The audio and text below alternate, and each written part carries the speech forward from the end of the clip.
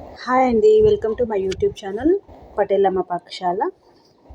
టమాటా చారు అయితే ఎలా చేయాలో చూపిస్తాను. మనం ఒక గిన్నెలో టమాటాలు అయితే హాఫ్ కట్ చేసుకొని ఉడకబెట్టుకున్న తర్వాత ఇలా మొత్తం మనం కొంచెం బాగా వేడి మీద ఉంటుంది కదా అండి, ఉడకబెట్టినాక అప్పుడు మనం చల్లబరుచుకోవాలి టమాటాలని. తర్వాత ఇలా మనం మొత్తం గుజ్జంతా మొత్తం రసం అంతా వచ్చేలాగా టమాటాలని మెత్తగా మనం పిసకాలండి.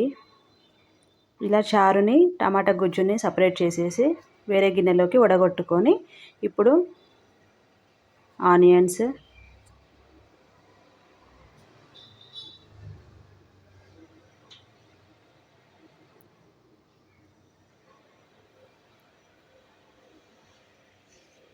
జింజర్ గార్లిక్ పేస్ట్ లేకుంటే కారం, ఉప్పు తగినంత, కారం కూడా తగినంత వేసుకోవాలండి. జింజర్ గార్లిక్ పేస్ట్ లేకపోతే మనము టమాటాలు ఉడకబెట్టేటప్పుడే పచ్చి అల్లము, వెల్లుల్లి కూడా వేసుకొని చారు ఉడకబెట్టేటప్పుడే ఉడకబెట్టుకోవాలండి. ఇప్పుడైతే అన్నీ మంచిగా కలిపేసి ఒక 10 మినిట్స్ మాత్రం చారుని మరిగించుకోవాలి. టమాటాలు రసములో కొన్ని వాటర్ కూడా కలుపుకోవచ్చండి. కొన్ని అచ్చం టమాటాల రసంలో కొన్ని వాటర్ కూడా కలుపుకుంటే బాగుంటుంది. కొంతమంది వాళ్ళ ఇష్టాన్ని బట్టి చింతపండు కూడా యాడ్ చేసుకోవచ్చు. నేనైతే చింతపండు ఏం కలపలే అండి. ఇలా మంచిగా స్పూన్తో కలుపుకున్నాక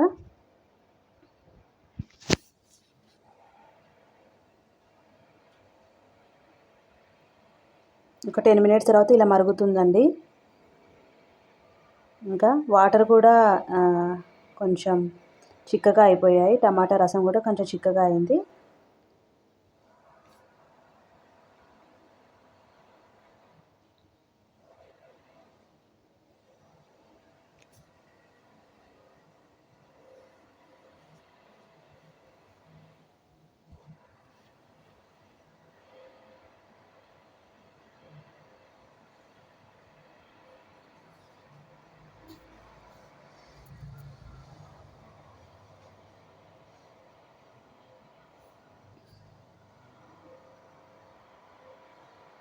ఇప్పుడైతే కొంచెం ఫ్లేమ్ కొంచెం పెద్దగా పెట్టి మళ్ళీ ఒక 1 మినిట్ అట్లా ఉడికించుకొని స్టవ్ అయితే ఆఫ్ చేసేసానండి. ఇప్పుడు మనం ఈ చారుకి కొంచెం పోపు వేసుకోవటమే. ఆయిల్ వేడి చేసి అది కూడా చూపిస్తానండి, చూడండి. ఇప్పుడు ఇంకో స్టవ్ మీద అయితే చిన్న మూకుడులాగా పెట్టి పోపు వేసే కళాయిలు ఉంటాయి కదండి, అది ఒకటి పెట్టి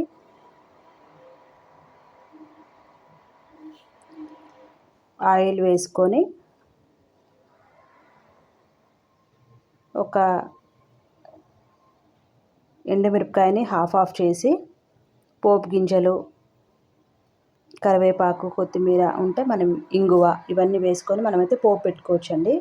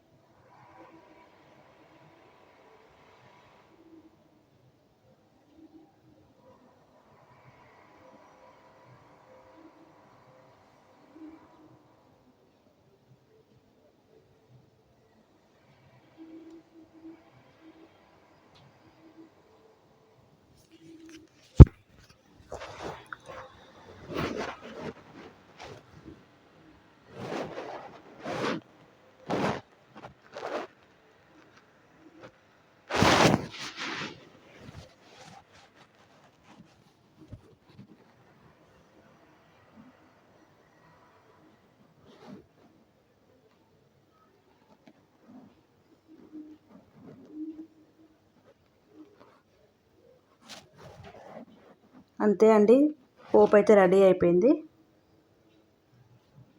ఇలా సింపుల్గా టమాటా చారు అయితే మా మమ్మీ చేసే పద్ధతిలో చేసి చూపించానండి. నచ్చితే లైక్ చేయండి. Thank you so much.